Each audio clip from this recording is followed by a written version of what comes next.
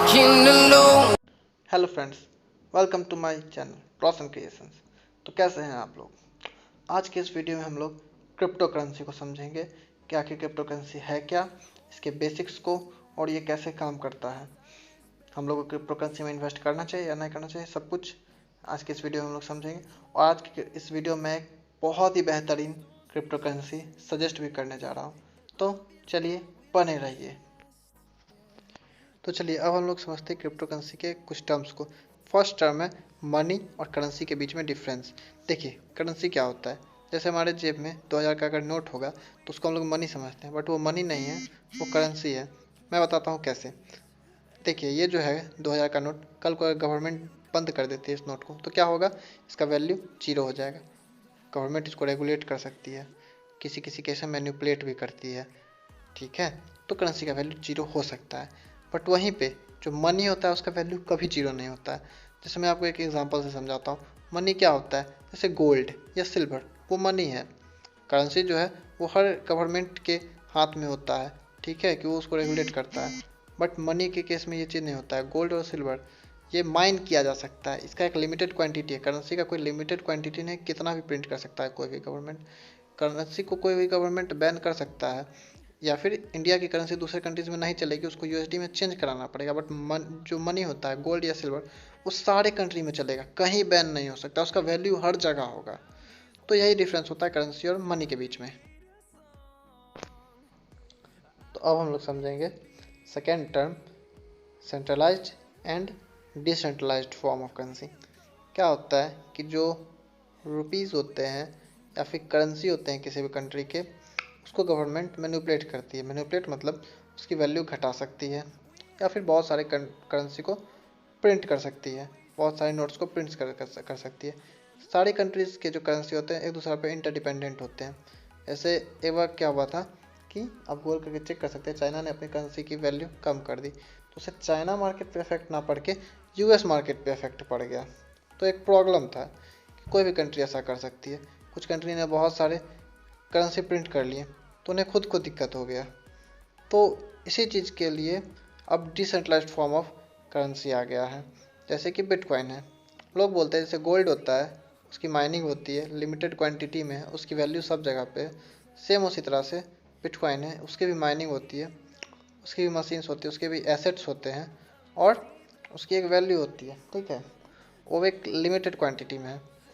Government जो है अपनी करेंसी को मैनिपुलेट कर सकती है, लेकिन डिसेंट्रलाइज्ड फॉर्म में जैसे बिटकॉइन है, क्रिप्टो करेंसी है, उसको मैनिपुलेट नहीं किया सकता है। हाँ, फिर आप कहेंगे कि बहुत सारे छोटे छोटे करेंसी से मिल करके क्रिप्टो करेंसी बनाया, उसे भी तो मैनिपुलेट किया जा सकता है। हाँ, मैनिपुलेट किया जाता है।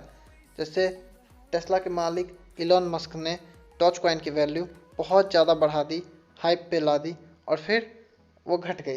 तो वो कैसे होता है कि जब कोई, अभी जैसे जो क्रिप्टो करेंसी उसका मार्केट बहुत छोटा है, शेयर मार्केट बहुत बड़ा एक मार्केट है, बट उसका भी एक छोटा छोटा शेयर होता है, उसको बहुत बड़े मार्केट प्लेयर आते हैं, उसके वैल्यू को 1000 करोड़ 2000 करोड़ लगा के ऊपर या नीचे कर सकते हैं।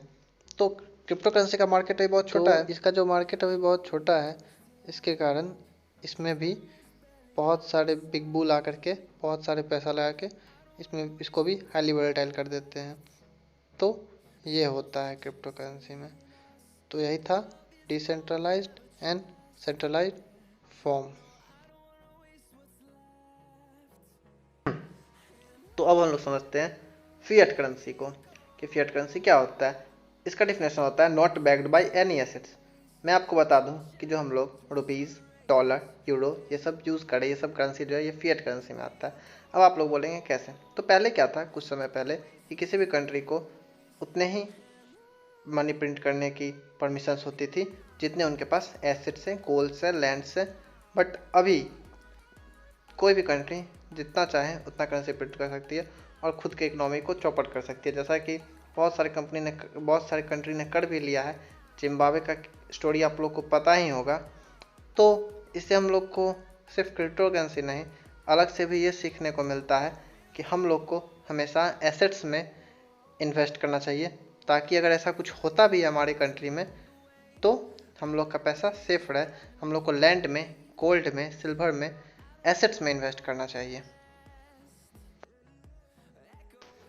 तो अब हम लोग एक नेक्स्ट टर्म समझते हैं जो कि फिजिकल करेंसी और डिजिटल करेंसी। फिजिकल करेंसी में क्या होता है कि जो मनी होता है या फिर जो हम लोग के अकाउंट में बैलेंस होता है जो कि पासबुक पे होता है, पुराने लोग बोलते थे या अभी के भी कुछ लोग बोलते हैं कि वही सेफ है, कि हमारे अकाउंट में पैसा है या फिर हमारे हाथ में पैसा है, हम लोग उसको गोदरेज में बंद करके रख दिया, उससे सेफ कुछ नहीं है। ऑनलाइन पेटीएम और यूपीआई ऐप्स में ठगी होती है, उन्हें रिस्क लगता था। बट यहाँ पर भी वही बात होता था कि घर में पैसा चोरी हो जाना या फिर फटा नोट, डुप्लीकेट नोट चूहा कुतर दे, तो वो ज़्यादा सेफ नहीं होता था। अभी लोग पेटीएम और यूपीआई ऐप्स की तरफ शिफ्ट हो रहे, लोगों को ये डिजिटल करेंसी ज़्यादा पसंद आ रहा है। इसको यूज़ करना इजी है, कहीं भी कभी भी पे कर दो, हाथ में रखने की ज़रूरत नहीं है। तो आने वाला फ्यूचर में डिजिटल करेंसी का बहुत ज़्यादा क्रेज़ होने वाला है। और क्रिप्टो करेंसी भी एक डिजिटल करेंसी है जो कि हम लोग के हाथ में नहीं मिलता है, वो हम लोग को ऑनलाइन शो करता है हमारे ऐप पे, उसे हम लोग कभी भी खरीद सकते हैं और कभी भी बेच सकते हैं। तो ये भी एक प्लस पॉइंट है क्रिप्टो करेंसी का कि वो एक डिजिटल फॉर्म ऑफ करेंसी है। तो अब जो नेक्स्ट हमारा कॉन्सेप्ट है वो एक न्यू कॉन्सेप्ट है, ब्लॉकचेन टेक्नोलॉजी, जिस पे क्रिप्टो करेंसी बेस्ड है। और ये बहुत ही इंटरेस्टिंग टॉपिक है। अगर आप लोग चाहें तो मैं इसके ऊपर एक सेपरेट वीडियो बना दूंगा। अगर आप लोग को ये सीरीज पसंद आया तो आप लोग कमेंट करें और बताएं क्या मैं ब्लॉकचेन टेक्नोलॉजी के ऊपर एक सेपरेट वीडियो बना दूं, जिससे आप लोग को बहुत अच्छा से क्लियर हो जाएगा कि ब्लॉकचेन टेक्नोलॉजी क्या है और ये एक बहुत इंपॉर्टेंट टर्म है। तो प्लीज़ इसके लिए आप लोग कमेंट कीजिए तो मैं इसके ऊपर भी वीडियो बना दूंगा। Now it's time to suggest a crypto currency.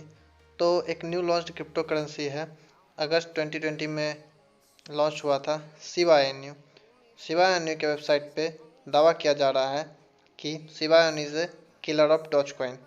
इसका मतलब ये है कि अगर डॉज कॉइन का अभी प्राइस चल रहा है 20 रुपीज़ की, 20 रुपीज़ में एक डॉज कॉइन, तो शिबा इनू इससे भी ऊपर जाएगी। और शिबा इनू अगर आप गूगल पे सर्च करते हैं तो वहाँ पे एक डॉग है जैपनीज, उसी के नाम से बनाया गया है। और शिबा इनू का अभी का प्राइस देख सकते हैं मेरे स्क्रीन पे, और इसे मैंने बाई भी किया है, इसकी कुछ क्वांटिटी, तो आप भी इसकी कुछ क्वांटिटी बाई कर सकते हैं। तो एक बेस्ट ऑप्शन होगा आप लोग के लिए।